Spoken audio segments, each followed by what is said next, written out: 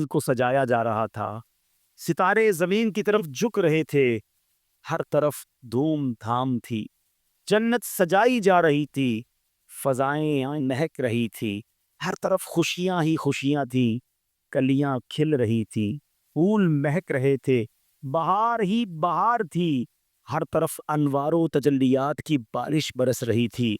और मज़े की बात ये थी कि ये सारा एहतमाम जिनके लिए हो रहा था ना, वो दो जहां के दूल्हा महबूब खुदा सल्लल्लाहु ताला अलैहि वसल्लम अपनी चचाजाद दहन हजरत उम्मे हानी के घर पे आराम फरमा रहे थे। आका तो आराम कर रहे थे और सारा आलम सजाया जा रहा था, तैयारी की जा रही थी। कुर्बान निशानो अजमत के सोए है चैन से बिस्तर पर, जिब्रील अमी हाजिर होकर मेराज का मुजदा सुनाते हैं। मेराज की रात फरिश्तों के सरदार नबी पाक अलैहिस्सलातु वस्सलाम की बारगाह में हाजिर हुए, मेराज की खुशखबरी सुनाई। मेराज की रात मेरे आका मक्का मुकर्रमा से बैतुल मुकद्दस पहुंचते हैं, तमाम नबियों की तमाम रसूलों की इमामत फरमाई, मेरे आका को आसमानों की सैर करवाई गई, जन्नत और दोज़ख के तबकात देखे, अर्श पे बुलाया गया और अल्लाह ने अपने हबीब को अपना दीदार करवाया। ऐ मेरे प्यारे इस्लामी भाइयों, बड़ी मुबारक रात है। ऐसे ऐसे वाकयात हुए कि जब भी सुने ईमान ताज़ा हो जाता है। मेरे प्यारे इस्लामी भाइयों, इससे पहले कि मैं कुछ मेराज के वाक़े की तफसील बयान करूं, मेराज के बारे में उलमा ने बड़ी प्यारी हिकमतें बयान की हैं। देखिए, एक बात पहले ये समझ लें कि जितने अंबिया आए ना, सबको मौजज़ात अता किए गए, अल्लाह ने सबको मौजज़ात दिए, मगर मेरे आका वो हैं, महबूब खुदा है ना, अल्लाह के हबीब हैं, आखिरी नबी हैं सल्लल्लाहु ताला अलैहि वसल्लम। पिछले जितने अंबिया को जितने मौजज़े अता किए गए, मेरे आका को उन तमाम मौजज़ात का मजमुआ अता कर दिया गया। कमोबेश 1,24,000 अंबिया को जितने मौजज़े मिले ना, वो सारे मौजज़ात टोटल कर लें तो वो भी नबी पाक को अता किए गए। और फिर कुछ खास मौजज़ात भी दिए गए जो और किसी को नहीं दिए। अच्छा, उलमा बड़ी प्यारी बात फरमाते हैं कि यूं तो नबी के पाक के बहुत सारे मौजज़ात हैं, मेरे आका तो सरताब कदम मौजज़ा है ना। आला हज़रत कहते हैं सरताब कदम है, तने सुल्तान ज़मन फूल, लब फूल दहन फूल ज़कन फूल बदन फूल, तिनका भी हमारे ते तो हिलाए नहीं हिलका, आका तुम चाहो तो हो जाए अभी कोहे मान फूल। तो मेरे आका तो सरताबा कदम मौजज़ा है। उलमा कहते हैं जितने मौजज़ात हैं ना, ये नॉर्मल हैं। चांद का 2 टुकड़े कर देना, सूरज को वापस पलटा देना, लकड़ी को हाथ लगाकर तलवार बना देना, किसी साहबी की आंख वापस लगाकर रोशन कर देना, खारी कुएं में लुआब डालकर उसे मीठा कर देना। उलमा कहते हैं ये प्यारे आका के लिए नॉर्मल सी बात है। अगर जो मेरे आका का मर्तबा है ना, जो शान है, उसके मुताबिक तो ही मौजज़ात है, ठीक है। और वो 2 मौजज़े कौन से हैं? एक मौजज़ा है मेराज का और एक मौजज़ा है कुरान मजीद फुरकान हमीद का। ये नबी पाक की शान बताता। मेराज की रात क्या हुआ कि वो रब जिसको किसी ने नहीं देखा, अपनी सर की आंखों से अल्लाह को किसी ने नहीं देखा, रब अज़्ज़ वजल ने अपने महबूब को अपना दीदार करवाया। लोग बड़ी बहस करते हैं, पता नहीं क्यों करते हैं, कि यार नबी पाक को इल्म गैब है कि नहीं। मुझे बताइए, सारी कायनात का सबसे बड़ा गैब क्या? अल्लाह तबारक व तआला खुद है, क्योंकि किसी ने देखा ही नहीं है। गैब वही होता है ना, अनसीन नॉलेज ऑफ अनसीन, बगैर बगैर देखे वाली नॉलेज, जिसको देखा ना जा सके, जो गैब में हो। तो कायनात का सबसे बड़ा गैब खुद जाते बारी ताला है, अल्लाह को देखा ही नहीं किसी ने। तो जब अल्लाह ने अपना आप दिखा दिया, तो फिर कौन सा गैब बाकी रह जाएगा? सैयदी आला हजरत ने, वो कहते हैं ना पंजाबी में, गली मुखा दी, सारी बातों का जवाब ही दे दिया ना। मिल के पढ़ लेते हैं। और कोई गैब की तुमसे नेहा हो पला, नेहा कहते छुपा हुआ। हुजूर, और कौन सा गैब आपसे छुप सकता है? और कोई गैब क्या तुमसे नेहा हो पला, और कोई गैब क्या तुमसे नेहा हो भला, तुमसे नेहा हो पला, जब न खुदा ही चुप तुम पे करोड़ों दुरूद, जब न खुदा ही छुपा तुम पे करोड़ों। تو یہ اتنا بڑا معجزہ. ٹھیک ہے. اچھا اب اس کی کچھ لاجکس بھی سمجھ لو, حکمتیں بھی سمجھ. پیارے آقا علیہ الصلوۃ والسلام کو جو دونوں معجزات دیے گئے نا, قرآن اور معراج, کے بڑی کمال کی بات ہے, سمجھنے والی بات کہ جتنے انبیاء آئے تھے نا, ان کا اس دور کے مطابق انہیں معجزات دیے گئے. حضرت عیسیٰ علیہ الصلوۃ والسلام کا دور تھا کہ جب لوگ علاج میں بڑے ترقی کر رہے تھے. اب جو اچھا علاج کرتا تھا لوگ اسے بڑا بات بھی مانتے تھے. تو حضرت عیسیٰ علیہ الصلوۃ والسلام آئے, اللہ نے آپ کو ایسا معجزہ دیا کہ آپ مادر زاد اندھے پر دم کرتے تھے, وہ آنکھ والا ہو جاتا تھا. کوڑ کے مرض والے جسم پر ہاتھ پھیرتے تھے, اس کو علاج ہو جاتا تھا. تو لوگوں نے کہا حضور علاج تو ہمارے ڈاکٹر بھی کرتے ہیں, مردہ کو زندہ نہیں کر سکتے. آپ مردہ کو زندہ کریں پھر ہم آپ کو اللہ کا نبی مانیں گے. اللہ کریم نے حضرت عیسیٰ کو یہ بھی معجزہ دیا کہ وہ مردہ کو جا کر کہتے کم باذن اللہ, تو وہ کھڑا ہو جایا کرتا تھا. معجزہ کیسا تھا اس دور کے مطابق. حضرت موسیٰ علیہ الصلوۃ والسلام کا دور آیا, جادوگروں کا دور تھا, طرح طرح کے جادو دکھاتے تھے. اللہ نے آپ کو عصا کا معجزہ دیا, آپ اپنی لکڑی ڈالتے تھے, وہ بہت بڑا سانپ بن جاتی اور سارے ان جادوگروں کے جادو کے سانپ کو نگل جاتی تھی. ید بیدا دیا, آپ اپنا ہاتھ گریبان میں ڈالتے تھے, وہ روشن ہو جاتا تھا. یعنی جیسا دور تھا, جیسے لوگ تھے, ویسا معجزہ. اب نبی پاک کا جو دور تھا نا, عرب کے لوگ تھے, ان کو اپنی زبان پر بڑا ناز تھا. وہ کہتے تھے ہم بڑے بولنے والے, ہمیں اچھا بولنا آتا ہے, انٹلیکچوئلز تھے. میں بڑی عجیب بات بتانے جا رہا ہوں, شاید بہت سارے لوگوں کو پہلی بار پتہ چلے گی. عرب کے رہنے والے کیا کہلاتے ہیں؟ عربی. کیا کہلاتے ہیں؟ اور جو عربی نہیں ہوتے وہ کیا کہلاتے ہیں؟ کیا کہلاتے ہیں؟ زور سے, عجمی. ہم کون ہیں؟ عجمی. کتنا شوق سے بتا رہے ہو, آپ کو پتا ہے عجمی کے معنی کیا ہے؟ عرب کے لوگ کہتے تھے ہم بولنے والے, ہم عربی ہیں, باقی ساری دنیا گونگی ہے. گونگا, بول نہ سکنے والے کو عجمی کہتے ہیں. یعنی ان کو اپنی بولی پر اتنا ناز تھا کہ وہ کہتے بولنا ہمیں آتا ہے, عربیوں کو بولنا آتا ہے, باقی ساری دنیا عجمی, ہم عجمی ہیں, ہے نا. یعنی ایسا دور تھا. ان کے اندر زبانوں سے مقابلے ہوتے تھے, الفاظ سے مقابلے ہوتے تھے, تلوار کے مقابلے کے ساتھ ساتھ وہ کلام کے ذریعے بھی مقابلہ کرتے تھے. اب ایسے دور میں نبی پاک تشریف لائے. اللہ نے آپ کو کیسی زبان عطا فرمائی, کیسے جملے عطا فرمائے. اللہ اکبر. میرے آقا جب گفتگو فرماتے تھے نا, تو بڑے بڑے فصحا, بلغا, انٹلیکچوئلز, جن کو اپنی زبان پر بڑا ناز تھا, گنگ ہو جاتے تھے, خاموش ہو جاتے تھے کہ یہ کہاں سے گفتگو لے کر آئے, کدھر سے سیکھ کر آئے. بریلی کے تاجدار یہی تو بات کہتے ہیں نا کہ میں نثار تیرے کلام پر ملی یوں تو کس کو زبان نہیں, وہ سخن ہے جس میں سخن نہ ہو, وہ بیان ہے جس کا بیان نہیں. آقا تیرے آگے یوں ہیں دبے لچے, فصحا عرب کے بڑے بڑے, کوئی جانے منہ میں زبان نہیں, نہیں بلکہ جسم میں جان نہیں. اب آقا نے قرآن کی تلاوت کرنا شروع کی.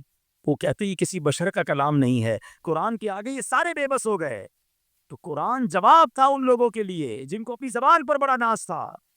لیکن یہ دور نبی پاک کا صرف عرب کے لوگوں کا دور تو نہیں تھا نا. میرے آقا تو آخری نبی ہیں, قیامت تک دور نبی پاک کا ہے.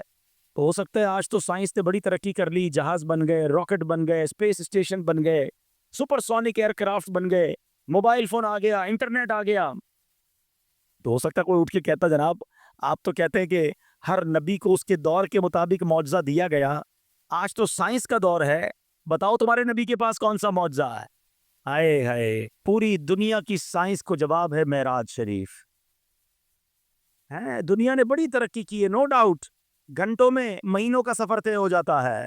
مگر سنو, میرے آقا نے جو سفر کیا تھا نا, نبی پاک نے مکے سے بیت المقدس کا سفر کیا, بیت المقدس سے ساتوں آسمان کی سیر کی, جنت کی سیر کی, جو جہنم کے طبقات ملاحظہ کیے, رب کی بارگاہ میں حاضری دی. یہ پورا سفر کر کے میرے آقا واپس آتے ہیں تو ابھی نبی پاک کا بستر گرم ہے.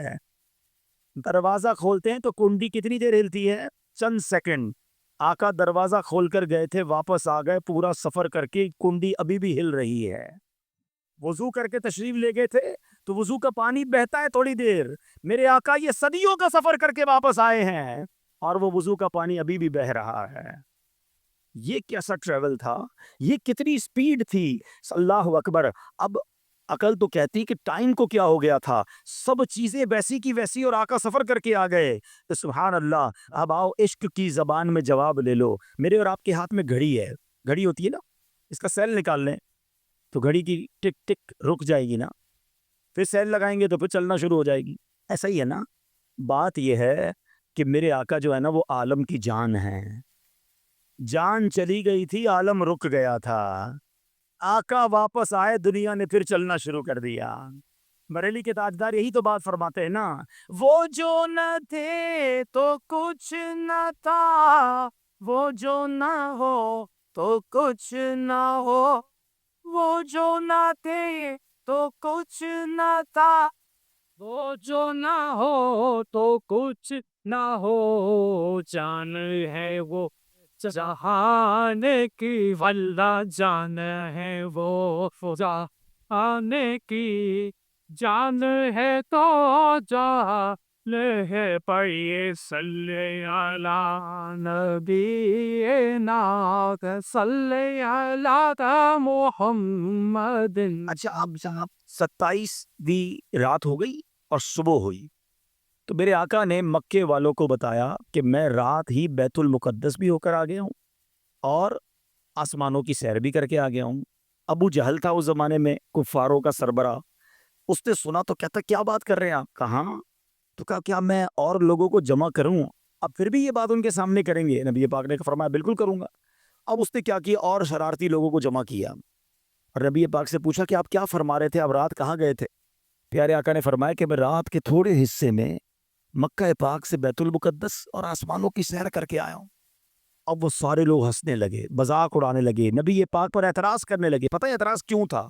اب میں آپ کو سمجھاتا ہوں.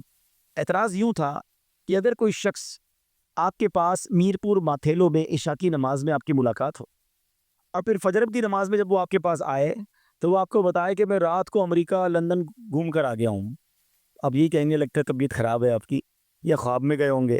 ایسا ہی ہے نا کہ ایک رات میں عشاء میں بھی آپ یہیں تھے، فجر میں بھی آپ یہیں ہیں، جہاز میں بھی جائیں تو اتنی جلدی واپس نہیں آ سکتے. پرابلم یہ تھا کہ مکہ پاک سے بیت المقدس یعنی مسجد اقصیٰ کا جو راستہ تھا نا وہ 1 مہینے کا راستہ تھا. کوئی اونٹ پر جائے، گھوڑے پر جائے تو 1 مہینہ لگتا ہے، واپس آئے تو پھر 1 مہینہ لگتا ہے. تو نبی پاک فرما رہے رات کو گیا اور واپس بھی آ گیا. تو وہ مذاق اڑانے لگے، وہ ایمان والے تو تھے نہیں. اچھا اب لوگوں نے کہا موقع اچھا ہے، ابو بکر صدیق رضی اللہ تعالیٰ عنہ ہر بار ان کا بڑا ساتھ دیتے ہیں، آج ان کے دوست کو ان سے بہکا دیتے ہیں. وہ لوگ فوراً چلے گئے حضرت ابو بکر صدیق کے گھر پر، دروازہ کھٹکھٹایا، اب باہر آئے کہ دیکھو تمہارے نبی کیا کہتے ہیں جن کا تم کلمہ پڑھتے ہو. کہ کیا فرماتے ہیں؟ کہ وہ کہتے ہیں رات کے تھوڑے حصے میں بیت المقدس ہو کر آ گئے ہیں. صدیق اکبر فرماتے ہیں کیا واقعی میرے نبی نے ایسا کہا ہے؟ وہ کہتے ہیں ہاں ایسا ہی کہا ہے. ہو سکتا ہے ان کے دل میں یہ خیال آیا ہو کہ لگتا ہے دل میں کچھ گڑبڑ ہو رہی ہے، کچھ وسوسہ آ رہا ہے. کہا ہاں بالکل یہی کہہ رہے ہیں. آئے ہائے ابو بکر صدیق رضی اللہ عنہ فرماتے ہیں کہ میرے نبی فرماتے ہیں تو سچ فرماتے ہیں، آقا فرماتے ہیں تو حق فرماتے ہیں. وہ دن ہے، آج کا دن ہے. صدیق اکبر کا نام صدیق پڑ گیا، تصدیق کرنے والا پڑ گیا. لوگوں نے پوچھا اے ابو بکر تم تو بڑے عقل مند ہو، اس بات کی تصدیق کیسے کرتے ہو کہ تھوڑی دیر میں بیت المقدس سے کوئی واپس آ سکتا ہے؟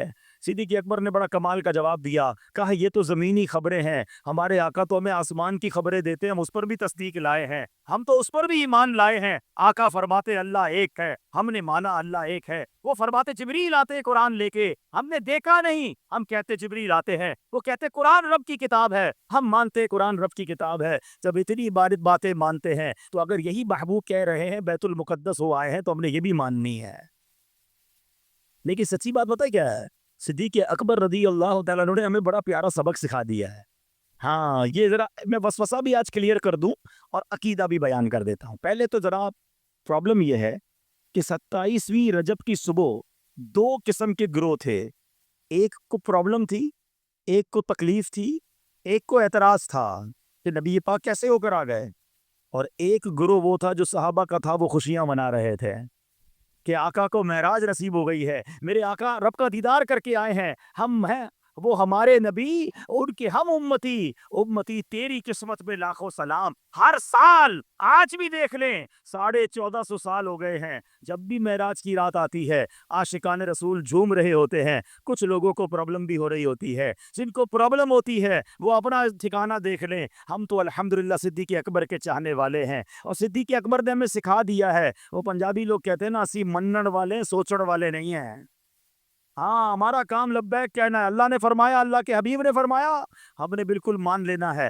ہر بات عقل میں آئے یہ ضروری نہیں۔ آج سے 100 سال پہلے اگر کسی کو کہتے کہ بندہ جہاز میں بیٹھ کر اڑے گا تو لوگ مذاق اڑاتے۔ کوئی یہ کہتا کہ جناب ٹیلی فون پر اپنے گھر والوں کو امریکہ میں بیٹھ کر بھی دیکھ لے گا تو لوگ مذاق اڑاتے۔ آج ہر آدمی دیکھ رہا ہے، اس کے موبائل میں موجود ہے۔ ارے جب تم کنیکشن کے ذریعے یہاں بیٹھ کر امریکہ میں بات کر سکتے ہو تو اگر اولیاء کرام روحانی کنیکشن کے ذریعے دنیا بھر کو دیکھ لیں تو اس میں کیا پرابلم ہے؟ ہم دنیاوی کنیکشن کے ذریعے دیکھیں تو کوئی پرابلم نہیں، وہ روحانی کنیکشن کے ذریعے دیکھیں تو کسی کو کیوں اعتراض بنتا ہے؟ تو ایک تو یہ بات کلیئر ہو گئی۔ دوسرا، ایک وسوسہ کریٹ کرتے نا لوگ، خواہ ذہنوں میں بات ڈال دیتے ہیں کہ جناب بات تو ٹھیک ہے، معراج ہوئی تھی مگر خواب میں ہوئی تھی۔ ہیں؟ نبی پاک کو جو معراج ہوئی نا، وہ جسمانی نہیں، وہ خواب میں ہوئی تھی۔ یہ اعتراض آتا ہے، چلے اس کی بھی کاٹ کر دیتا ہوں۔ لاجیکلی جواب، سمپل جواب، آپ کبھی صبح اٹھیں اور آپ کا بچہ آپ کے ساتھ سویا ہوا ہو یا چھوٹا بھائی ہو، اور وہ اٹھ کر کہے کہ ابو رات میں لاہور بھی گیا، اسلام آباد بھی گیا، کراچی بھی گیا، پھر صبح اٹھا تو اپنے بستر پر ہی تھا، تو آپ کیا کہیں گے؟ بیٹا کوئی بات نہیں، میں بھی رات کو گھومتا ہی رہتا ہوں، کوئی مسئلہ نہیں ہے۔ ایسا ہی ہے نا، خواب میں کوئی کہیں بھی چلا جائے کوئی پرابلم ہے؟ کوئی اعتراض نہیں ہے نا، سبھی گھومتے رہتے ہیں۔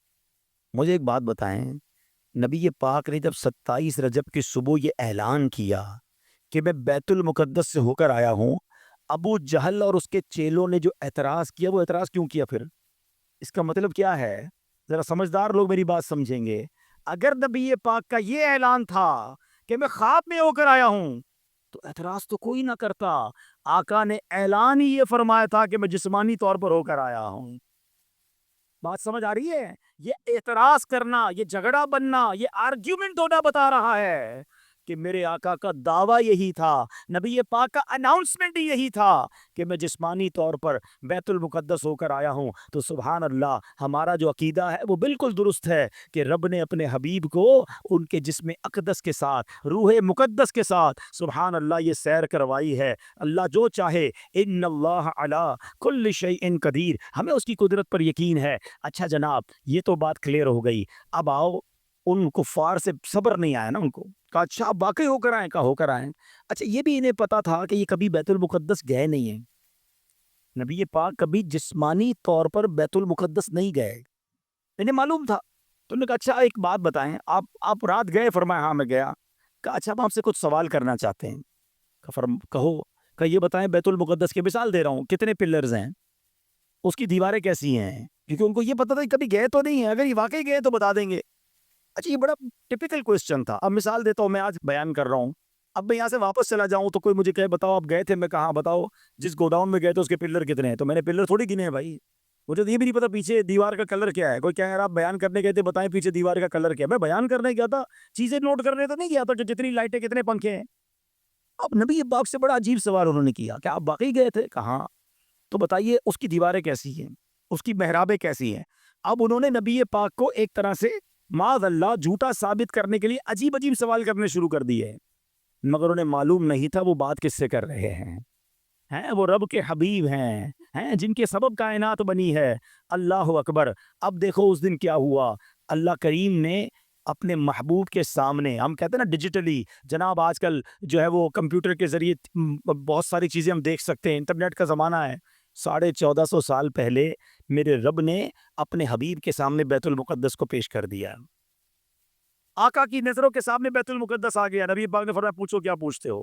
وہ پوچھتے جاتے، میرے آقا دیکھتے جاتے، بتاتے جاتے، وہ پوچھتے جاتے، میرے آقا بتاتے جاتے۔ وہ حیران ہو گئے کہ یہ کبھی بھی نہیں گئے لیکن ایک ایک چیز بتا رہے ہیں، ہر چیز انہیں معلوم ہے۔ اللہ اکبر۔ ذرا سوچئے میرے پیارے اسلامی بھائیوں، یہ شان ہے میرے آقا کی، اور یہ ایک ایسا معجزہ ہے جو رہتی دنیا کے لیے، صبح قیامت کے لیے سائنس کتنی بھی ترقی کر جائے، اس کو یہ جواب ہے کہ اللہ نے اپنے حبیب کو ایک ایسا معجزہ کروایا جس کے آگے سائنس بھی عاجز ہے۔ اللہ نے وہ کمالات ہمارے آقا کو عطا فرمائے۔